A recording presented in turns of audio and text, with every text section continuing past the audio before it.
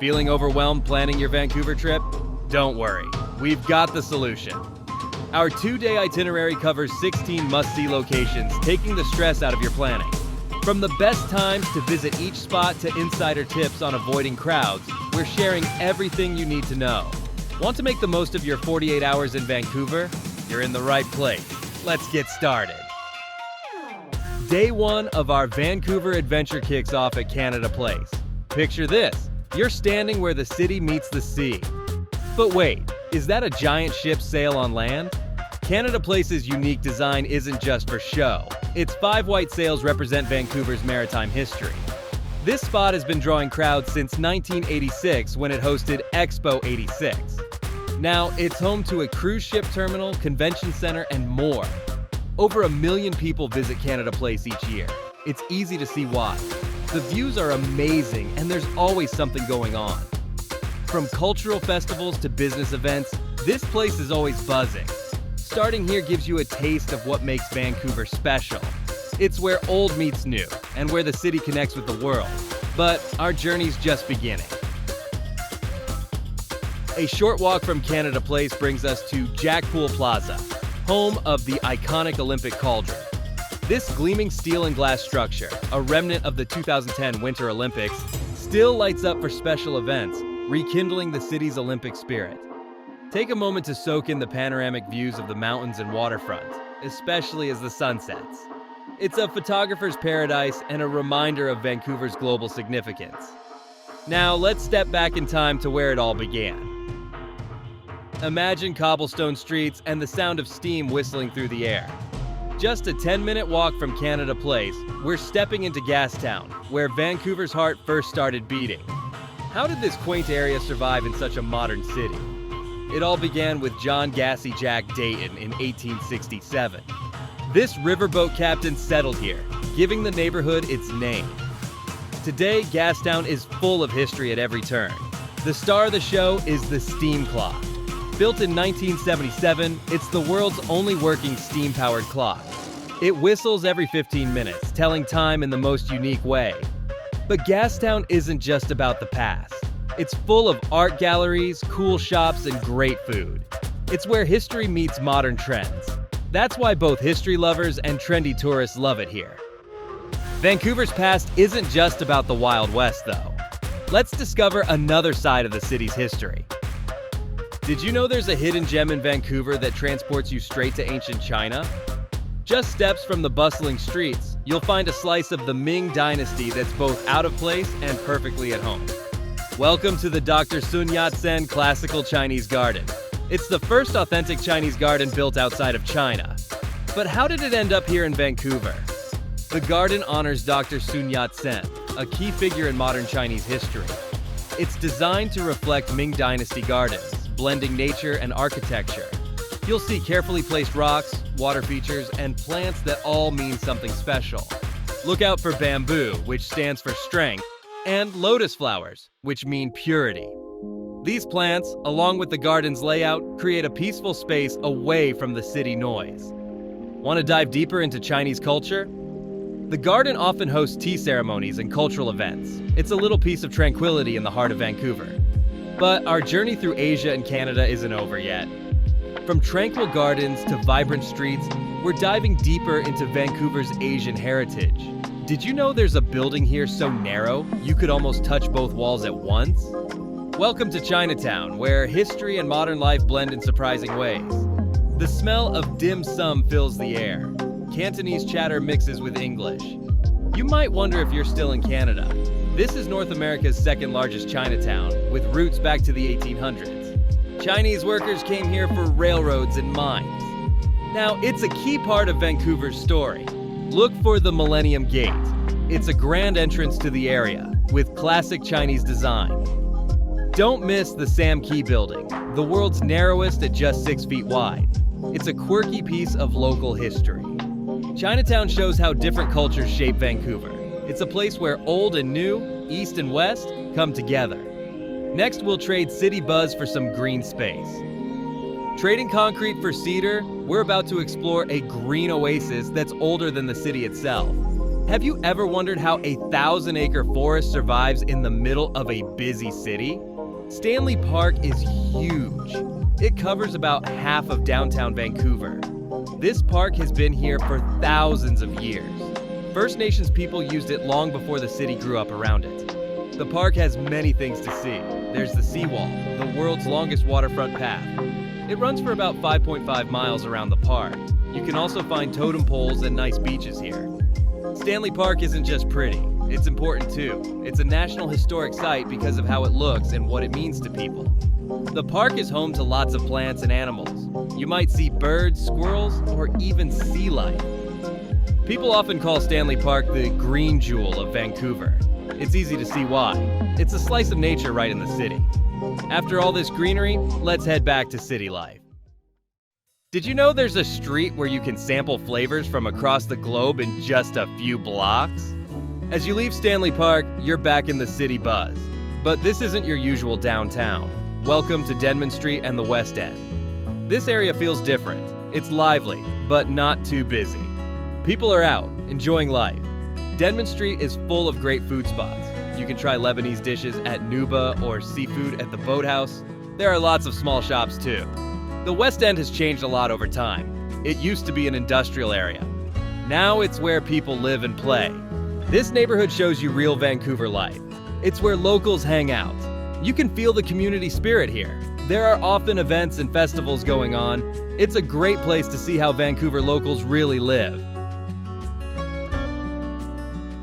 And just when you think it can't get better, you stumble upon a view that will take your breath away. Did you know there's a place in Vancouver where ancient traditions, city life, and stunning natural beauty all come together? Let's explore the spot that captures the essence of this amazing city. As you walk down Denman Street, you catch a glimpse of sparkling water. Is this really the same bay you saw from downtown? English Bay surprises you with its sandy beach and lively atmosphere. People are swimming, playing volleyball, and sunbathing. It's a perfect spot for both relaxing and having fun. The famous Inukshuk statue stands tall on the beach. This stone figure is an important symbol for Indigenous peoples. It represents friendship and community. The statue reminds us of the area's rich history. English Bay is loved by locals and tourists alike. It's where city life meets nature. The beach offers amazing sunset views over the Pacific Ocean. In summer, it hosts the Celebration of Light fireworks show. No wonder everyone loves this special place. But our urban adventure isn't over yet. Ever wondered where you can find a hot dog that's uniquely Vancouver, shop at world-famous stores, and watch street performers all in one place? Welcome to Robson Street, where every step tells a story. You've left the beach behind, and now you're surrounded by gleaming storefronts. But Robson Street is more than just shops. It's a bustling hub of city life. Big-name brands sit next to local stores, giving you a mix of familiar and new.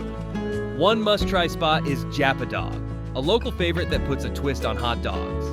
As you shop, you might catch street performers adding to the lively vibe. Robson Street isn't just about buying things, it's about feeling the pulse of Vancouver. The street has changed a lot over time, growing with the city. Now, it's a place where you can shop, eat, and soak up Vancouver's culture. As day one comes to a close, get ready for more adventures tomorrow. As we kick off day two, we're heading to a spot that went from industrial wasteland to cultural hotspot. Here's why over 1 million people flock to this island each year. Granville Island wasn't always the lively place it is today. It used to be full of factories and warehouses. Now it's home to over 300 businesses and draws crowds of tourists. The big star here is the public market. It's a food lover's dream with fresh seafood, fruits, and treats from all over the world. But Granville Island isn't just about food. It's also an art hub. You'll find theaters, galleries, and art schools here. The Emily Carr University of Art and Design adds to the creative vibe. There's always something new to see or do. From food to art, Granville Island has it all. It's a must-visit for anyone who loves good eats and culture. Now, let's leave this urban oasis and head to the beach. We've left Granville Island behind, and now golden sands stretch out before us. But wait, is that snow on those distant peaks? Welcome to Kitsilano Beach, where city, sea, and mountains meet in a stunning view. Kits Beach, as locals call it, is more than just sand and water. It's a hub of activity. People play volleyball, swim, and soak up the sun. The beach has a laid-back vibe that makes everyone feel at home. One of the coolest things here is the saltwater pool. It's one of the biggest in North America, and you can swim while looking at the mountains. Pretty neat, right? Kitsilano Beach is loved by both locals and tourists. It's easy to see why. Where else can you enjoy city life, beach fun, and mountain views all at once? Now let's head across the water for a new view of Vancouver. Imagine a place where you can experience the heart of Vancouver without actually being in the city center. Just a 12-minute ferry ride away lies a vibrant community hub that offers a whole new perspective on Canada's West Coast gem. Welcome to Lonsdale Quay in North Vancouver. This spot used to be all about shipping goods. Now it's a lively market and meeting place. The sea bus brings you here quickly from downtown. As you arrive, you'll see why locals love this area. The market is full of tasty food and fun shops. You can find fresh seafood, warm bread, and treats from around the world. But the best part? The amazing view of Vancouver's skyline. It's perfect for taking photos, especially at sunset. But there's more to see on the North Shore. Let's keep exploring. Imagine standing 230 feet above a river, with nothing but a narrow bridge beneath your feet. This isn't just any bridge, it's the Capilano Suspension Bridge, a thrilling adventure that's been drawing visitors for over 130 years. As you step onto the 450-foot-long bridge, it sways gently with each step. The rush of the river below and the towering trees around you create an unforgettable experience.